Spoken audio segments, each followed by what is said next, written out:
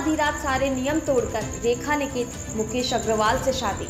रेखा अपने फिल्मी करियर के साथ साथ अपनी पर्सनल लाइफ को लेकर भी हमेशा चर्चा में बनी रहती हैं। आज भी एक्ट्रेस दर्शकों के दिलों पर राज करती है। उनकी फिल्मी करियर जितना सफल रहा उतना ही उनकी पर्सनल लाइफ कठिनाइयों से भरी रही। बताते चले कि अपने परिवार का पालन पोषण करने के लिए उन्होंने बहुत ही कम उम्र में फिल्म जगत में काम करना शुरू कर दिया था। उन्होंने सफल एक्ट्रेस के रूप में फिल्मी दुनिया में अपनी जगह बनाई, जहां फैंस से तो रेखा को खूब प्यार मिला, लेकिन रियल लाइफ में उनका प्यार अधूरा ही रह गया था। ना ही उन्हें प्यार में सुख मिला और ना ही शादी में।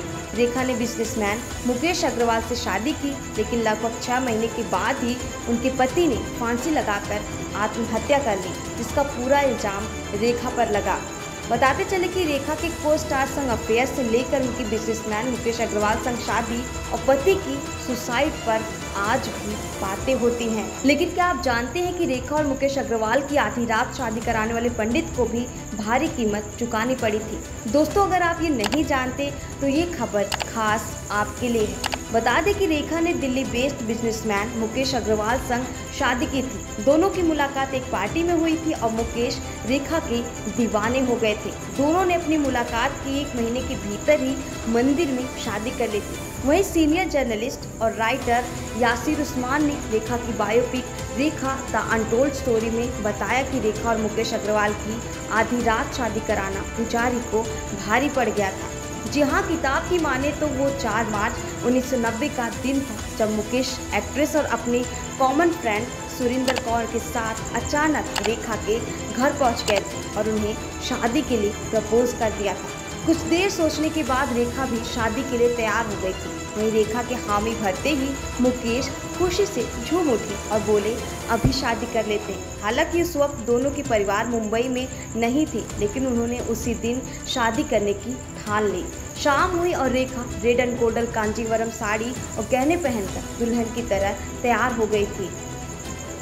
किताब में आगे लिखा है कि इसके बाद रेखा और मुकेश शादी के लिए जुहू में मंदिर की तलाश में निकल पड़े। वे इस्कॉन मंदिर पहुंचे, लेकिन वहां काफी भीड़ मिली, जिसके बाद दोनों ने मुक्तेश्वर देवालय मंदिर में शादी करने का फैसला लिया। हालांकि तब तक रात के 10 बज चुके थे और मंदिर के पुजारी संजय भी सोने के लिए जा रहे थे, लेकिन मुकेश ने पुजारी को जगाया और कहा कि वो अभी शादी करना चाहते हैं। सामने रेखा को देखा तो पंडित जी भी हैरान रह गए और फिर पुजारी ने मंदिर का एक नियम तोड़कर रेखा और मुकेश अग्रवाल की शादी करवा दी थी। दरअसल मंदिर का नियम था कि आरती के बाद मंदिर के कपाट बंद होने पर नहीं खोले जाते, लेकिन पुजारी ने इस नियम को तोड़ा और आधी रात रेखा और मुकेश की शादी कराई थी। बाद में जब ये बात पता चली तो पुजारी संजय बोदास को मंदिर से निकाल दिया गया था। इसके अलावा आपको बता दें कि अपने पति के निधन के काफ़ी समय बाद रेखा ने अपनी चुप्पी तोड़ते हुए कई चौंकाने वाले बयान दिए थे। दरअसल खबरों की माने तो जब रेखा के पति मुकेश अग्रवाल ने फांसी लगाकर आत्महत्या की तो उस दौरान रेखा पर आरोप लगे थे, लेकिन इस मुद्दे को लेकर रेखा ज़्यादा समय तक शांत नहीं बैठी और उन्होंने अपनी कहानी बयां कर दी। बताते चले कि रेखा ने एक इंटरव्यू के दौरान कहा था कि मैं सबसे पहले हर किसी को ये बताना चाहती हूँ कि तलाक मैं नहीं बल्कि मुकेश लेना चाहते थे। उन्होंने मुझसे तलाक मांगा था। शायद अरेंज मैरिज के लिए मेरी जल्दबाजी ठीक नहीं थी। मैंने कभी भी रिश्ते पर हार नहीं मानी।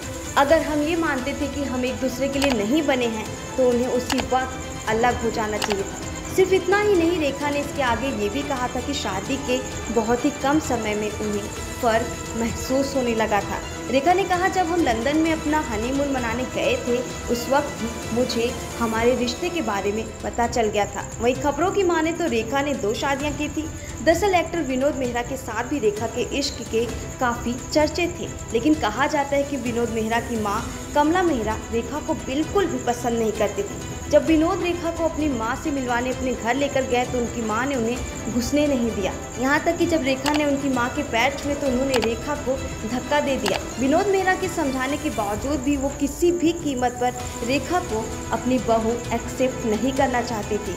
इस घटना के बाद विनोद मेहरा ने धीरे धीरे रेखा से कन्नी काटनी शुरू कर दी। कहा तो ये भी जाता है कि रेखा ने विनोद मेहरा के साथ गुपचुप शादी भी रच ली थी, लेकिन साल 2004 में दिए एक इंटरव्यू में रेखा ने इस बात को सबके सामने मानने से इनकार कर दिया था। उन्होंने कहा, विनोद मेरा सिर्फ और सिर्फ एक अच्छा दोस्त है, इतना ही नहीं, आपको जानकर हैरानी होगी कि प्यार में कई बार रेखा का दिल बुरी तरह से टूटा है। विनोद मेहरा के बाद उनके जीवन में बॉलीवुड के महानायक अमिताभ बच्चन की एंट्री हुई। दोनों ने कई फिल्मों में साथ में काम किया, लेकिन गंगा की सौगंध में ये दोनों एक्टर्स बेहद करीब आ गए। दोनों की जोड़ी दर्शकों को खूब पसंद आई। इनकी अधिकतर फिल्में सुपरहिट साबित हुई। गंगा की सौगंध, मुकद्दर का सिकंदर, खून पसीना जैसी फिल्मों की कामयाबी ने अमिताभ रेखा की जोड़ी का डंका बजा दिया। इनकी जोड़ी रियल लाइफ में भी खबरों में आने लगी, लेकिन जब अमिताभ बच्चन की पत्नी जया बच्चन तक ये खबर पहुंची तो काफ़ी हंगामा हुआ, जिसके बाद अमिताभ बच्चन ने रेखा से दूरियां बना ली। कहा जाता है कि फिल्म सिलसिला रेखा, अमिताभ और जया बच्चन की जिंदगी से प्रेरित है। हालांकि आज भी रेखा के जीवन का एक राज है, जो है उनकी मांग का सिंदूर। रेखा जब भी कहीं बाहर जाती है तो वो पूरे श्रृंगार के साथ अपनी मांग में सिंदूर भी लगाती है।